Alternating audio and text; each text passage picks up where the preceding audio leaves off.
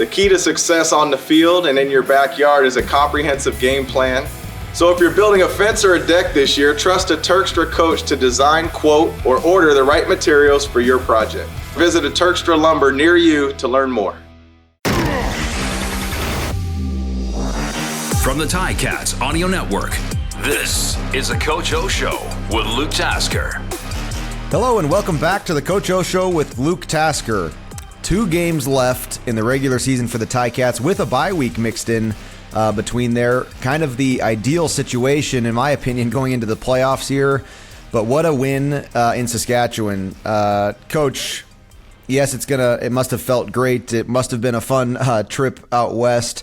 But with that win, you guys are ever closer to still having that opportunity to play a home playoff game at Tim Hortons Field. That's an exciting feeling around the facilities, if I remember that correctly. No, it definitely is. And I mean, winning is fun. And just that is a tough place to play, Luke. Yeah. You know that. It's not easy. We were celebrating the life and obviously the accomplishments of George Reed out there. And we thought it was important that we take part in that also as an organization. And, they had a lot of things to play for, but so did we. And, with just so many things went into that week. I could do a whole show here on just, it'd be like reality TV behind the scenes of everything that went into that.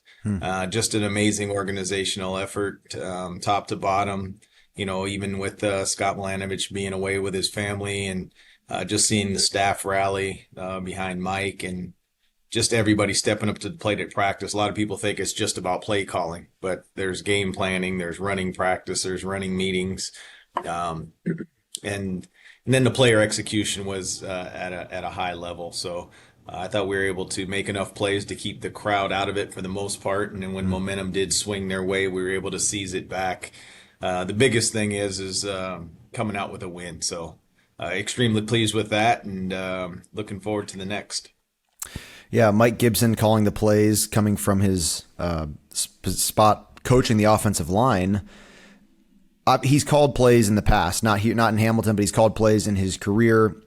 I was impressed. I mean, I thought it was it was an exciting game to watch, and I would not describe it as very conservative. It seems to me like Mike he took over and he said, if I'm going to do this, we're going to score touchdowns. Yeah. No, he did a great job, and I think Jared Baines really filled in there and really helped and really lived up to his title as a pass game analyst. But thought Mike had a great feel for the game, and sometimes you're grooved as a play caller. Sometimes you're grooved as a player. You feed the hot hand sometimes, and you definitely were the recipient of that, where a game plan shifted, but somehow 17 was always open, or maybe it was Speedy's day, or maybe it was C.J. Gable's time to get 20 carries. Sometimes the game plan is a great framework. Mm-hmm. And then as it unfolds, i.e. you could go to Tim White in Ottawa, that Ottawa game, where he was hot. It was like, throw it up there. We're finding a way to come down with it. So anyways, I thought Mike was grooved a little bit, and I thought we played 3 phases of great complementary and situation football. Yeah. So Bo Levi Mitchell played the first quarter. You informed us in our post-game show that was the plan going into Sask, sort of a pitch count scenario. So was his performance a pleasant surprise for you, like it was for all of us watching, who we don't know what's going to happen? Bo, the last game Bo played in, it was a 5-interception night for him, and coming off an injury is just not. There's some built-in sort of question marks there. Regardless of how you were playing. Was that a pleasant surprise for you, or was that just what you were expecting from Bo? It was definitely pleasant. I'd be lying to you if I said I was surprised. I saw the way he prepared. We've seen his history is his history, but it's really what have you done currently, and his most current transactions, if you will, were in practice, and he was making those exact same throws in practice, and every now and again you get different coverage or something, but I was definitely It was very, very pleasant to watch. I was not surprised. Yeah. I think in general, Coach, there's some interest in your quarterback room. What a unique year for those guys, Bo, Matt Schiltz, Taylor Powell. I wonder if fans are sort of are expecting there to be sort of a disgruntled workforce maybe in the quarterback room, like guys, everybody thinks they maybe earned a spot.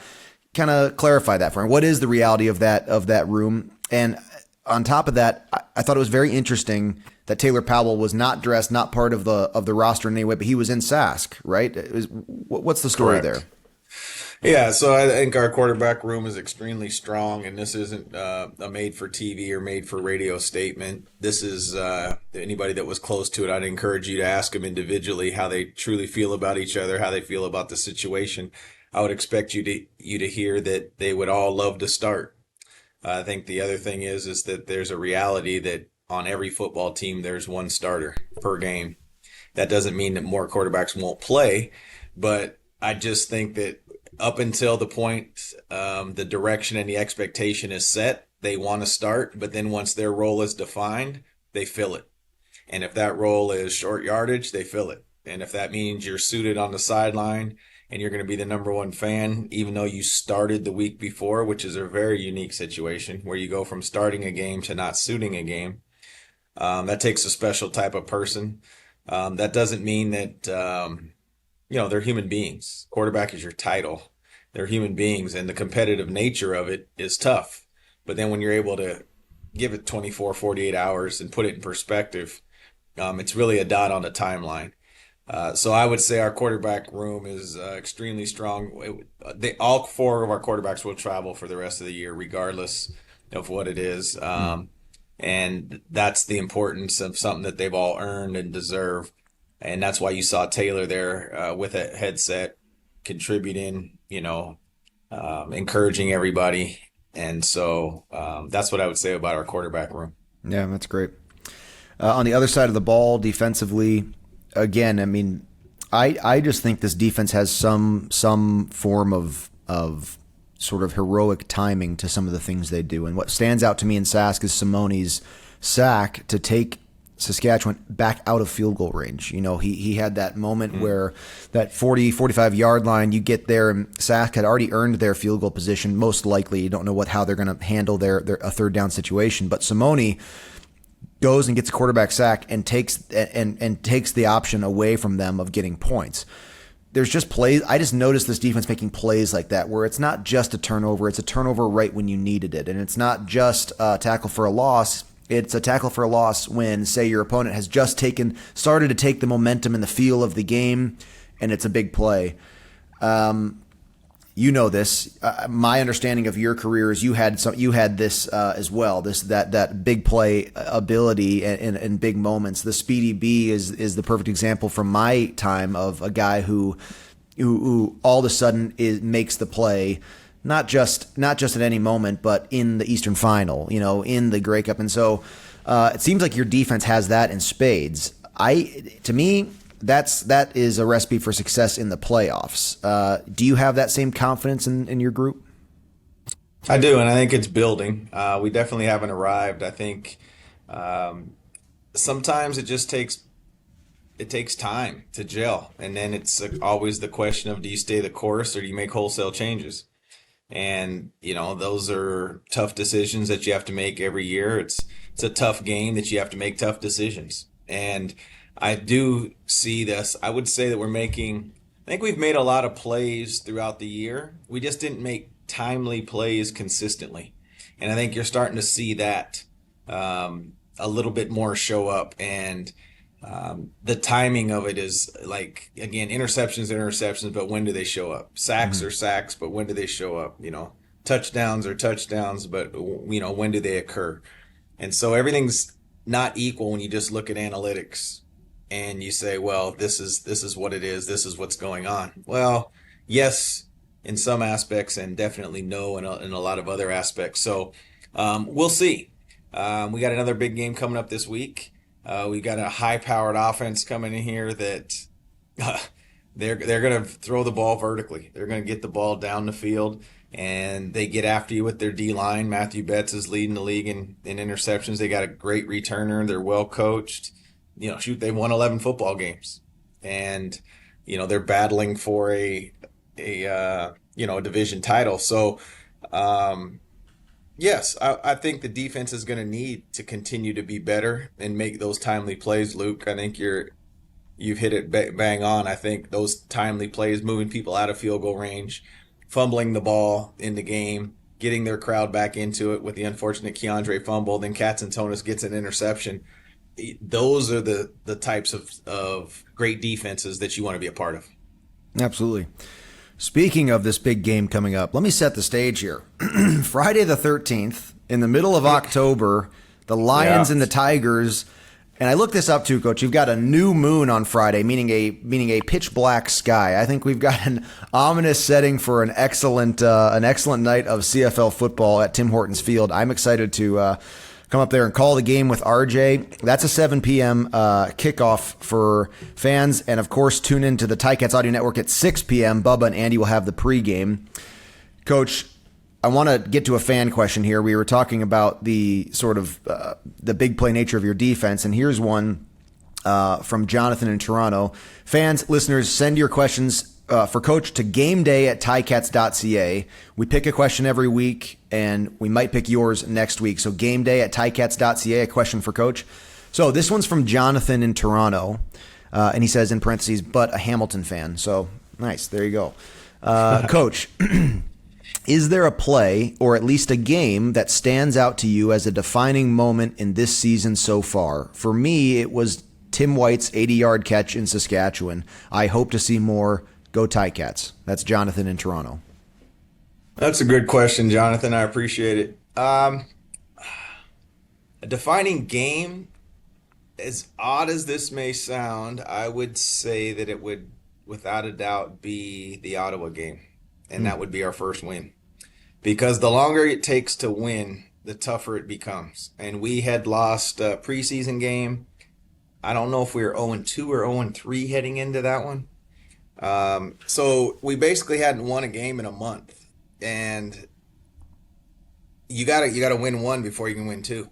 So Jonathan, it's a real simple answer for me. I think that kick started our season there, and then we were able to go to Edmonton 5 days later on the road and win again. And I think those two wins were a nice little springboard for us for a very young football team that was injury plagued. And I thought those were very key. So I wouldn't downplay the play in Tim's play in Sask at all, or that win. But I think if I had to choose one, I'd say it would be our first and second wins of the year. Yeah, that's great. For me, the answer to that, and thank you, Jonathan. Again, gameday@ticats.ca is where you can send your questions to Coach.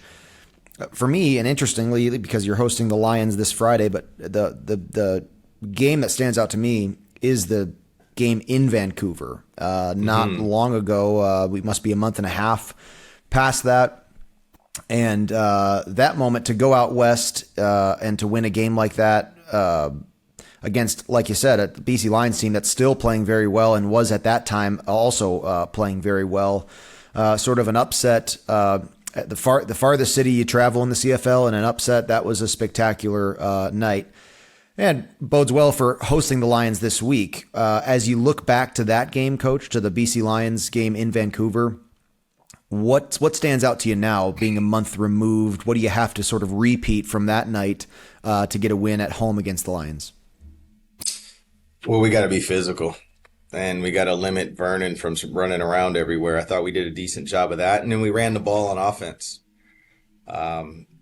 Special teams wise, I thought we took care of the ball, although we didn't break anything, into the end zone. We were able to secure the ball and get the ball to our offense. And as you know, on special teams, anytime in a return game, especially the punt return game, we're just trying to get our first down for starters and stay penalty free in the return game. That, I wouldn't argue with you at all.